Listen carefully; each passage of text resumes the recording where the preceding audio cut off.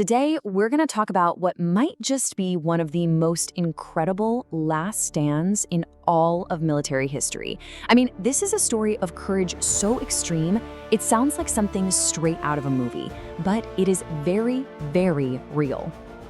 And the whole thing starts with just this one simple number, 21. That's it. I want you to burn that number into your brain, because everything that follows is about these 21 men. And here are the odds they were up against. On one side, 21 soldiers from the 36th Sikh Regiment of the British Indian Army.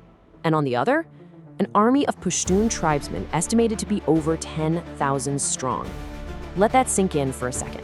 That's a ratio of almost 500 to 1. This all went down on September 12, 1897, on the rugged, unforgiving northwest frontier of British India. So you gotta be asking, right? How on earth did this happen? How did 21 guys end up totally alone in a tiny fort staring down an army of thousands? Well, to get that answer, we need to zoom out. A long, long way out. See, the stage for this tiny, desperate battle wasn't just some dusty valley. The real backdrop was a massive, continent-spanning power struggle. And that struggle had a name, the Great Game. You can think of it as a kind of 19th century Cold War, fought with spies and influence instead of nukes. On one side, you had the British Empire, pushing up from its crown jewel, India. On the other, the Russian Empire, pushing south relentlessly. And smack in the middle was Afghanistan, the critical chessboard where this game was being played. And if you were a British official sitting in India, you were watching the map change with a real sense of dread. The Russian advance was just incredibly fast. All through the late 1800s, ancient cities just fell. Tashkent, Samarkand, and then in 1884, Merv. Suddenly, the Russian bear was right on Afghanistan's doorstep, and the British were convinced an invasion of India wasn't a question of if, but when. So what do you do?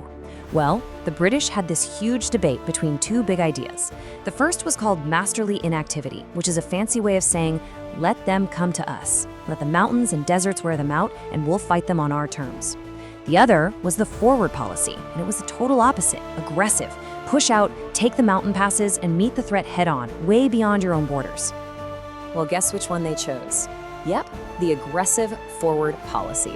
So the British started pushing into this incredibly hostile tribal territory, building a string of forts. And that's where Saragarhi comes in. It wasn't some huge fortress. It was basically a glorified signal tower, a tiny communications post with a heliograph used to flash signals between two bigger forts, Lockhart and Gulistan, that couldn't see each other directly. And this is exactly what put those 21 soldiers of the 36 Sikhs right in the path of history. Okay, so now let's zoom right back in to that one day, September 12, 1897. As the sun rises over the mountains, the men stationed at Saragarhi see something absolutely terrifying gathering on the horizon. The signaler, a man named Sepoy Gurmukh Singh, starts frantically flashing a message to Fort Lockhart. It's a sea of tribesmen, thousands and thousands of them, and they're all heading straight for his tiny post. They're surrounded, they need help, and they need it now. And this is the moment that everything changes. The reply that flashes back from their commander is just a gut punch. He can see the sheer number of attackers. A relief column would be suicide. It would never get through. The message is brutal in its simplicity. We can't get to you. You're on your own. Hold your position. So the 21 soldiers, led by their commander Havildar Ishar Singh, they make a choice. They're going to fight to the very last man. In the beginning, their training and discipline paid off. They laid down withering rifle fire, and the first waves of attackers were just cut to pieces. But you can't fight 10,000 men forever. Their ammunition started to run dangerously low. The attackers changed tactics, setting fires to create a thick smoke screen to get close. And under that cover, they finally breached the wall.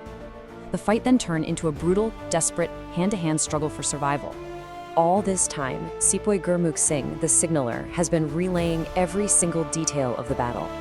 One by one, he watches his comrades fall, until he's the last one left. And then, he sends this final, unbelievable message. He reports the walls are breached, that he is the last man alive, and he requests permission to stop signaling, pack up his equipment, pick up his rifle, and join the fight. Permission was granted, and that's exactly what he did. And this is what was left of Saragarhi. When a British relief force finally retook the post 2 days later, they found the bodies of all 21 defenders. The battle had raged for more than 9 hours, and according to the attackers' own accounts, those 21 men had taken down around 180 of them before being overwhelmed. The story of what happened at Saragarhi didn't end when the last shot was fired. Oh no.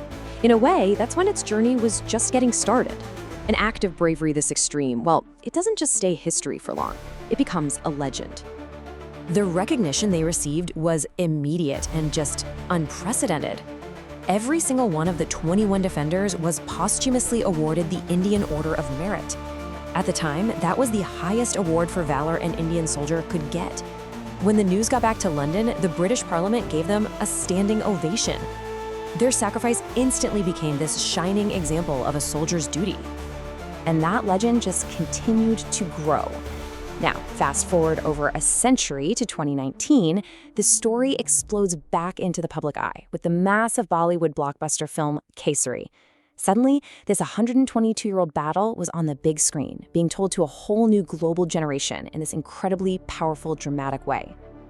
Now, the movie was a huge hit, no question about it.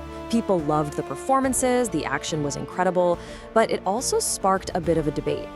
Some critics pointed out that it maybe relied on some pretty one-dimensional stereotypes of the Pashtun tribesmen, kind of simplifying a really complex historical moment into a simple good guys versus bad guys story. And that right there brings us to the trickiest part of this whole story. How do we remember these 21 men today?